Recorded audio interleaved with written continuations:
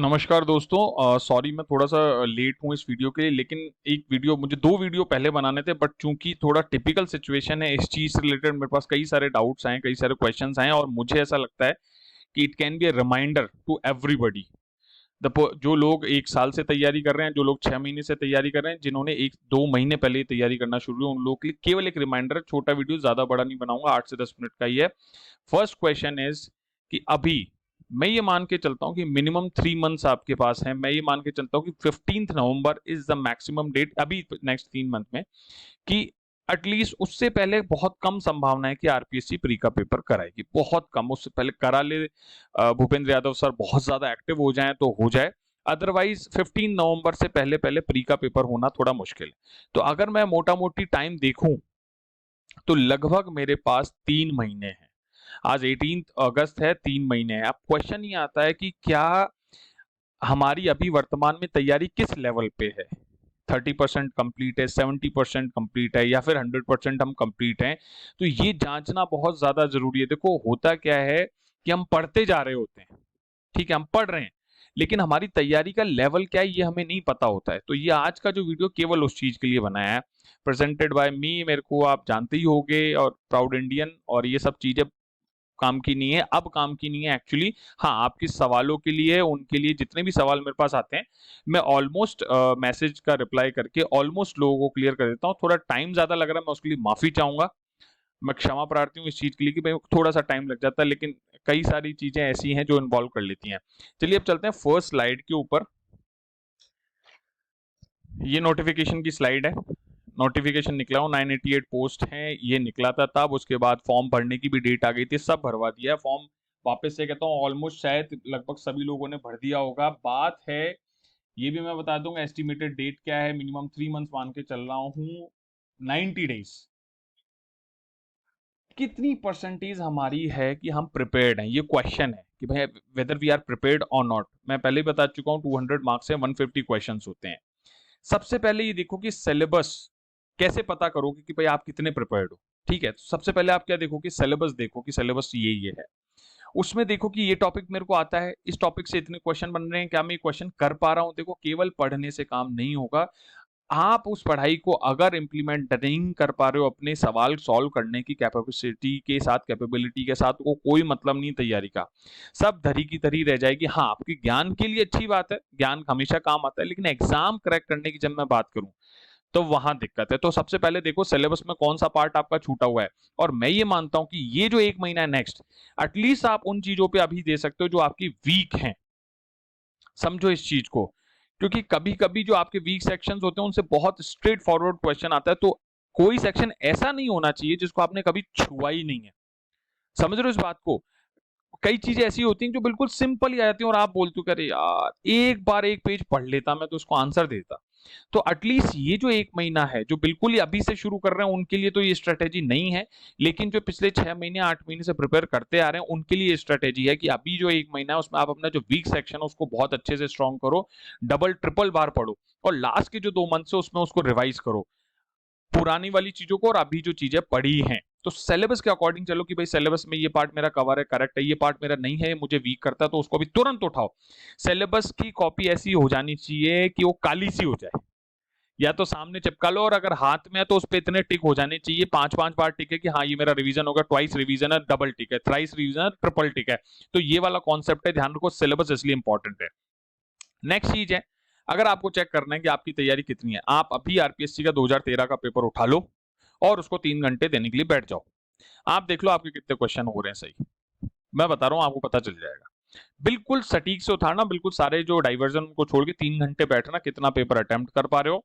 Correct answer की आपको RPSC पे भी मिल जाएगी, इधर उधर भटकने की कोई जरूरत ही नहीं है आपको। और पता भी चल जाएगा कितने परसेंट है, आपके मार्क्स कितने हैं और उस साल कट ऑफ कितनी गई थी। और ऑन एन एवरेज मैं पहले ही बता चुका हूँ 70 to 80 मार्क्स की कट ऑफ जाती है, जिसे क्वेश्चन कहता हूँ 65 क्वेश्चन प्लस माइनस 5 क्वेश्चन। तो लगभग इतनी कट ऑफ जाती है इतना मान के चलना। और अगर आपने ये काम अभी तक नहीं किया है तो कर लो यार। पढ़ना तो सब कर रहे हैं, लेकिन जिसने प्रैक्टिस नहीं की ना, देखो मैं वही बोल रहा हूँ, पहले भी बोला कि जिसने प्रैक्टिस नहीं की उसकी पढ़ाई किसी फायदा नहीं आएगी, आप अटक जाओगे। समझो इस चीज को, क्योंकि पढ़ तो लिया, लेकिन उस पढ़ाई को कैसे इंप्लीमेंट करना है, कैसे उस सवाल को सॉल्व करूंगा मैं, कैसे ऑप्शंस आएंगे, मुझसे वो चीज पूछी कैसे जाएगी, ये मुझे पता नहीं है ना, तो मेरी पढ़ाई सही डायरेक्शन में नहीं होती है, गड़बड़ हो जाता है। कोई भी इंस्टीट्यूट की टेस्ट सीरीज जो आपको सही लगे, दुनिया भर की टेस्ट सीरीज है, आपको जो लगता है कि हाँ ये टेस्ट सीरीज अच्छी है, आप चाहे पतंजलि आईएएस की ले लो, आप स्प्रिंग बोर्ड की ले लो, सम्यक की ले लो, और कोई जो इंस्टीट्यूट है जहां की टेस्ट सीरीज आपको लेनी है, आप वो टेस्ट सीरीज लो, प्रैक्टिस करो उस चीज की, प्रैक्टिस प्रैक्टिस प्रैक्टिस। मैं पहले भी कई बार बोल चुका हूँ, सवाल जितने सॉल्व करोगे उतना ज्यादा फायदा होगा। और इवन आपको लगता है कि कोई सेक्शन आपका वीक है, तो अगर आपको नहीं पढ़ना तो उसके सवाल सॉल्व कर लो 50। अभी इस टाइम पे कॉस्ट बेनिफिट एनालिसिस के हिसाब से लगभग दोनों का सेम फायदा होगा, दिमाग को अलर्ट रखो बस। और देखो, ये वो टाइम है, पीक टाइम है, इन 3 महीनों में नहीं भटकना है। मिनिमम 3 मंथ्स है, हो सकता है 4 महीने हो जाए, हो सकता है 5 महीने हो जाए, 6 महीने भी हो जाए। भगवान से मेरी यही प्रार्थना है कि 1 साल से ज्यादा ना हो, क्योंकि इतना तो संभव है, लेकिन इसको डीमोटिवेट होने के लिए नहीं है, ये है कि ये प्रोसेस ऐसा ही है, आपको अपने आप को तैयार करना होगा। मैं पहले भी बता चुका हूं, हम लोग का मेंस 3 बार पोस्टपोन्ड हुआ, इंटरव्यू 3 बार पोस्टपोन्ड हुआ, चौथी बार में जाके कंप्लीट हुआ, तो ये प्रोसेस ऐसी है। तो आपको इसको मजबूत होकर समझना है, इसमें डीमोटिवेट नहीं होना है, और इसमें अपने फ्लो को नहीं तोड़ना है। सबसे ज्यादा इंपॉर्टेंट चीज है, फ्लो को नहीं तोड़ना है। फ्लो टूटा, रैंक में नीचे गए। आप जितने डाइवर्जन, जितनी बार फ्लो टूटेगा उतने आप ये मानो कि 10-20 रैंक आप नीचे जा रहे हो। फ्लो नहीं तोड़ना है, फ्लो 2 दिन के लिए रेस्ट ले लो, कोई बात नहीं, लेकिन फिर वापस उसकी एनर्जी के साथ हुई, ये अपने अंदर की मोटिवेशन है। और कोशिश करो कि दुनिया से थोड़ा दूर हट जाओ। आग लगाए दुनिया, आप बढ़ने दो दुनिया को। मैं ये कहता हूँ, अपने टेबल और चेयर, कॉपी किताब सिलेबस ओल्ड ईयर पेपर्स और नोट्स, बस। और क्या हो रहा है कुछ पता नहीं है, कुछ नहीं पता होना चाहिए, बस पढ़ाई में ध्यान रखना। और टेस्ट सीरीज जरूर दो, अगर कोई भी टेस्ट सीरीज नहीं दे रहा, टेस्ट सीरीज से मेरा मतलब है दिन में अब आपको कम से कम 100 क्वेश्चन अटेम्प्ट करने चाहिए, मेरा मानना है। आप सोचो, 100 क्वेश्चन, 90 दिन, कितने क्वेश्चन हो गए बताओ। मेरा कैलकुलेशन नहीं चाहिए, शायद 9,000 से ज्यादा क्वेश्चन हो गए, ठीक है।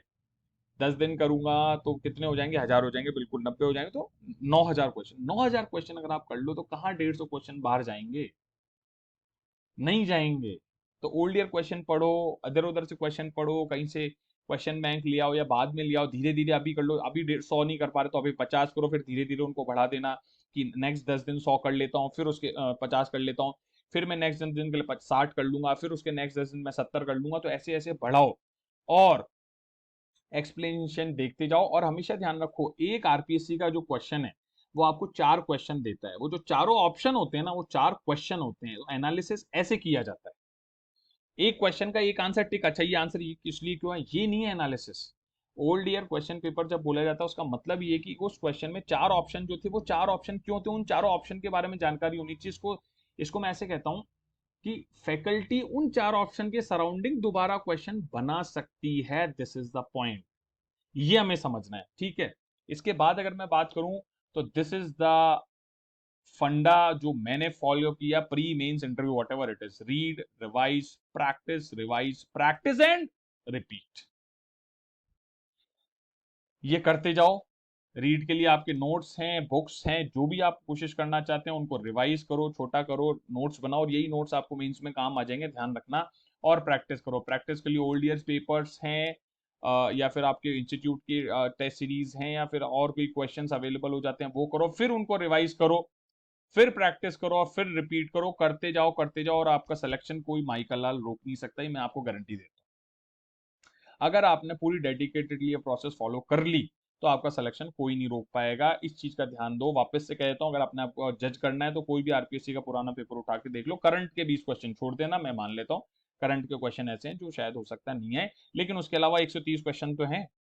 पता चल जाएगा आपको कितनी प्रिपरेशन है आपकी। Simple, very simple. या किसी टेस्ट सीरीज का ऑन एन एवरेज, ठीक ठीक है, टेस्ट सीरीज का पेपर उठा के देख लो, वहां से आपको पता चल जाएगा कौन सा सेक्शन। टेस्ट सीरीज ज्वाइन करो, कर लो ज्वाइन। मैं कह रहा हूँ, जो गाड़ी पकड़नी पड़े आपको मंजिल तक पहुंचाने के लिए, वो गाड़ी पकड़ो ना। किसका इंतजार है कि नहीं मैं तो मेटाडोर में ही जाऊंगा, नहीं मैं तो ऑडी में ही जाऊंगा, अरे क्यों भाई। तुम वो गाड़ी पकड़ो जो तुम्हें मंजिल तक पहुंचाए, क्योंकि मंजिल पे गाड़ियां लाइन लगा के खड़ी होंगी, तुम जो अंगुली रखोगे वो तुम्हें ले जाएगी, ध्यान रखना। अभी लेकिन तुम्हें जो गाड़ी मिले उसको पकड़ लो और काम करो, ठीक है। ये बात समझ में आ गई। और भूल जाओ सब कुछ, ये मैं पहले भी कह चुका हूं, सब भूल जाओ, सब छोड़ दो, सब हटा दो इधर उधर से। Table, chair, notes, syllabus, hold your question, बस बस बस, और कुछ नहीं चाहिए, केवल केवल और केवल एग्जाम चाहिए, बस उसका सिलेक्शन चाहिए, आग होनी चाहिए, आग लग जाए साला, आग होनी चाहिए, ध्यान रखो, और आग होगी तो आपका चयन कोई नहीं रोक सकता।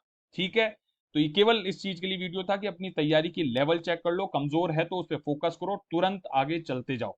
चलो ओके बाबा, नेक्स्ट मैं बना दूंगा, 2-3 टॉपिक्स हैं मेरे को पता है, इंग्लिश मीडियम वाले लोगों के लिए जो रिसोर्स हैं वो मैंने इकट्ठे कर लिए हैं, कुछ कुछ जितने अवेलेबल हुए हैं मैं उनको शेयर कर दूंगा, लिंक बता दूंगा जो भी है नेक्स्ट वीडियो में। इसके अलावा पेपर 4 की स्ट्रेटेजी मैं इसलिए नहीं बता रहा क्योंकि अभी मेंस पे थोड़ा फोकस है, पेपर 4 बता तो दूंगा लेकिन अभी वो काम नहीं आएगी आप लोगों को, बट स्टिल उस पर मैं बनाने के लिए सोच रहा हूँ। दिव्यांग जन जो है मेरे मित्र, उनकी भी कुछ एक रिक्वायरमेंट आई है तो उस पर भी मैं वीडियो बनाने की सोच रहा हूँ। तो ये सारा मटेरियल मैं इकट्ठा कर रहा हूँ ऑथेंटिक सोर्सेज से, तब जाके मैं कुछ बता पाऊंगा, इसलिए मुझे थोड़ा टाइम लग रहा है। चलो इसी के साथ जय हिंद, जय भारत, बाय बाय।